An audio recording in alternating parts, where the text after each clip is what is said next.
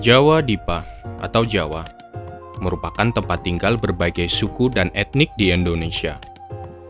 Namun, terdapat dua suku besar yang menempati pulau ini sedari dulu, yaitu Jawa dan Sunda. Dalam perjalanan Sunda dan Jawa memiliki sejarah yang kelam. Sejarah kelam yang bagi segelintir orang masih terngiang-ngiang sampai sekarang.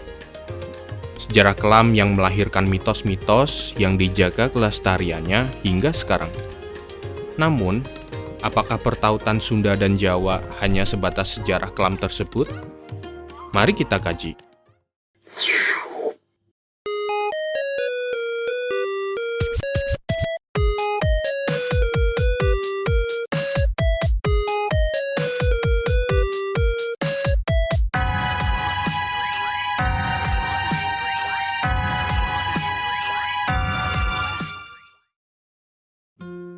Kita Kaji merupakan platform dalam membingkai sebuah kegelisahan bagi kita yang hidup di zaman ini dalam mengungkap fakta-fakta dan mitos-mitos sejarah leluhur.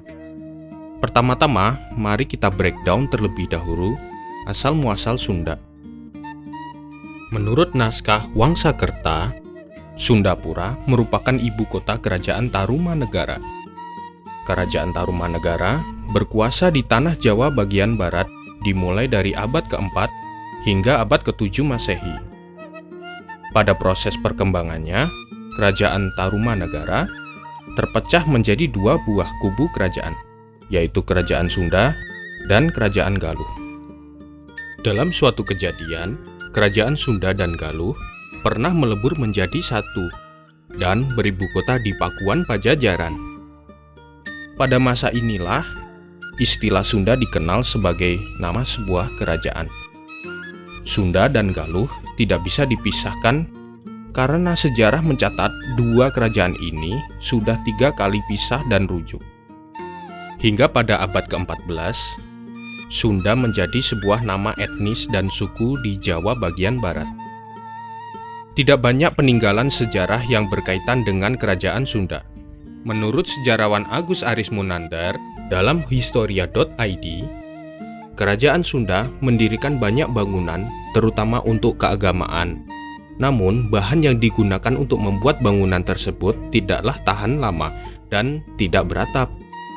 Sisa-sisa kerajaan Sunda dan keturunannya dapat kita saksikan di Kesultanan Cirebon. Salah satu tokoh dari Kesultanan Cirebon, yaitu Sunan Gunung Jati, merupakan cucu dari Raja Pakuan Pajajaran Sri Baduga Maharaja yang memiliki gelar Prabu Siliwangi. Selain itu, suku Baduy yang kita kenal sekarang ini merupakan salah satu praduga kehidupan sosial Sunda di masa lalu. Sekarang, mari kita beralih ke Jawa. Dimulai dari kisah berbau mitos Aji Saka sampai kisah Raja Watu Gunung. Menurut sejarawan J.J. Ras, beliau memperkirakan bahwa lahirnya Jawa dimulai pada tahun 732 Masehi. Tahun tersebut dijadikan titik tolak karena adanya prasasti pertama yang ditemukan di desa Canggal, Muntilan. Prasasti tersebut berbahasa Sangsekerta dan beraksara Pallawa. Sedangkan berita dari Cina melaporkan bahwa pada tahun 640 Masehi, terdapat kerajaan bercorak Buddha di Jawa, yaitu Kerajaan Holing, atau kita bisa sebut Kalingga.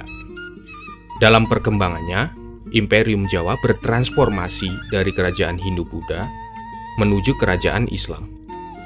Dewasa ini, kita bisa melihat transformasi tersebut menjadi Kesunanan Surakarta, Mangkunegaran, Kesultanan Yogyakarta, dan Kadipaten Pakualaman sebagai penerus Imperium Jawa. Kemudian, dalam perkembangan pertautan antara Sunda dan Jawa, terdapat sebuah mitos bahwa orang Sunda tidak boleh menikah dengan orang Jawa. Sebaliknya, orang Jawa pun tidak boleh menikah dengan orang Sunda. Mitos tersebut berawal dengan adanya kejadian Perang Bubat, di mana Raja Majapahit yaitu Hayam Wuruk ingin memperistri putri dari Raja Sunda. Namun, pada kenyataannya, Hulu Balang Majapahit menganggap bahwa putri Raja Sunda merupakan upeti dari Raja Bawahan kepada Raja junjungannya. Tidak ada perkawinan, hanya akan ada upacara penerimaan. Orang-orang Sunda yang bangga dengan kemerdekaan mereka menolak keputusan itu. Pada akhirnya, terjadilah peperangan di lapangan Bubat antara Majapahit dengan Sunda, yang dimana semua rombongan Sunda gugur dalam peperangan tersebut.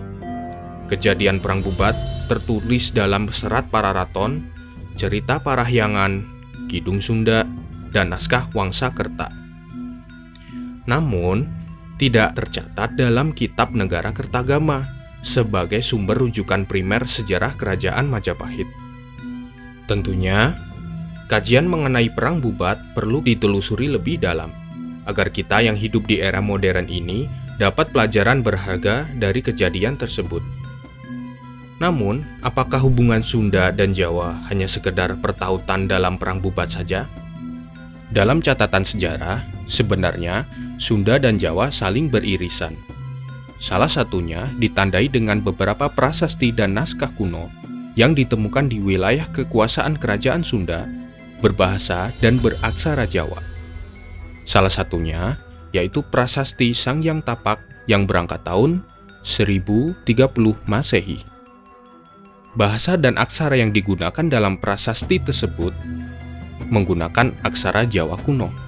Isi prasasti tersebut berisi maklumat, sumpah, dan kutukan Raja Srijaya Bupati dari Kerajaan Sunda. Sedangkan dalam prasasti Batu Tulis Bogor yang berisi penghormatan kepada Sri Baduga Maharaja yang diyakini banyak orang merupakan Prabu Siliwangi, berangkat tahun 1533 Masehi, beraksara Jawa kuno namun berbahasa Sunda kuno. Prasasti tersebut terdapat perpaduan antara Sunda dan Jawa. Selain prasasti, terdapat naskah kuno yaitu Serat Dewa Buddha berangkat tahun 1435 Masehi, berbahasa dan beraksara Jawa kuno yang berisi konsep religi Sunda kuno. Bahkan, terdapat naskah Primbon Sunda yang dalam penulisannya memadukan bahasa dan aksara Sunda dengan Jawa. Beberapa bukti prasasti dan naskah kuno di atas menimbulkan sebuah pertanyaan. Mengapa bisa orang Sunda mendokumentasikan tulisannya dalam aksara dan bahasa Jawa?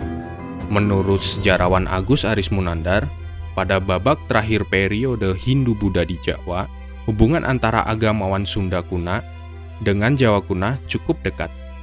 Bahkan sangat mungkin banyak orang Sunda kuno mengembara ke wilayah Jawa seperti Bujaga Manik.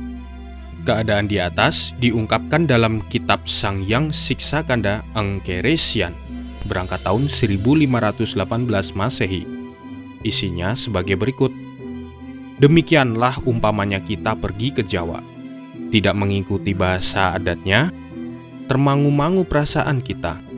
Setelah kita kembali ke Sunda, tidak dapat berbicara bahasa Jawa, seperti yang bukan pulang dari rantau. Percuma jerih payahnya, sebab tidak bisa berbicara bahasanya. Dana Sasmita 1987. Selain pertautan Sunda dan Jawa yang berkenaan dengan bahasa dan aksara, Kerajaan Majapahit sebagai Imperium Jawa yang didirikan oleh Raden Wijaya yang menurut sumber rujukan naskah Wangsakerta dan Babat Tanah Jawi adalah seorang jaka sesuruh dari Pajajaran. Menurut naskah Wangsakerta, Jaya Dharma, putra Prabu Dharma Siksa, penguasa Sunda Galuh, menikah dengan Dyah Singamurti, cicit dari Ken Arok dan Ken Dedes dari Jawa Timur, melahirkan Raden Wijaya. Jaya Dharma mati muda. Oleh karena itu, Dyah Singamurti dan Raden Wijaya kembali ke timur. Saat dewasa, Raden Wijaya dibantu oleh pasukan Cina menaklukkan Kediri. Penaklukan Kediri merupakan awal berdirinya Majapahit. Beralih ke era yang lebih muda, yaitu zaman Mataram Islam. Panembahan Senopati sebagai pendiri kerajaan Mataram Islam saat awal akan mendirikan kerajaan meminta bantuan Nyi Roro Kidul. Atas bantuan Nyi Roro Kidul, akhirnya kerajaan Mataram Islam berdiri. Sampai sekarang masih ada upacara penghormatan terhadap Kanjeng Gusti Ratu Kidul di Pantai Parangkusumo dan Parangtritis, Yogyakarta. Menurut juru kunci Pantai Parangkusumo, Nyi Roro Kidul merupakan anak Prabu Munding Sari dari kerajaan Pajajaran yang bernama Roro Sawidi. Di era modern sekarang, Sri Sultan Hamengkubuwono ke-10 dan Gubernur Jawa Barat Ridwan Kamil melakukan rekonsiliasi antara Sunda dan Jawa. Menurut Sri Sultan Hamengkubuwono, peristiwa Perang Bubat sudah terjadi 7 abad lalu. Oleh karena itu, beliau melihat hal itu bukanlah hal yang penting lagi untuk dipikirkan saat ini. Baginya, hal yang penting untuk dilakukan saat ini yaitu bersatu dengan kesadaran sebagai anak bangsa yang meneruskan cita-cita NKRI. Penguatan sinergi budaya Sunda dan Jawa diwujudkan secara konkret dengan memberikan nama beberapa jalan di Yogyakarta dengan nama Jalan Pajajaran dan Jalan Siliwangi. Di Jawa Barat juga demikian, ada Jalan Majapahit dan Jalan Hayamuruk di Bandung, ujar Ridwan Kamil. Sudah sepatutnya kita sebagai penerus cita-cita NKRI melupakan segala bentuk pertikaian di masa lalu. Walaupun demikian, kita tidak boleh melupakan sejarah, karena kita dapat pelajaran berharga dari nenek moyang kita terdahulu.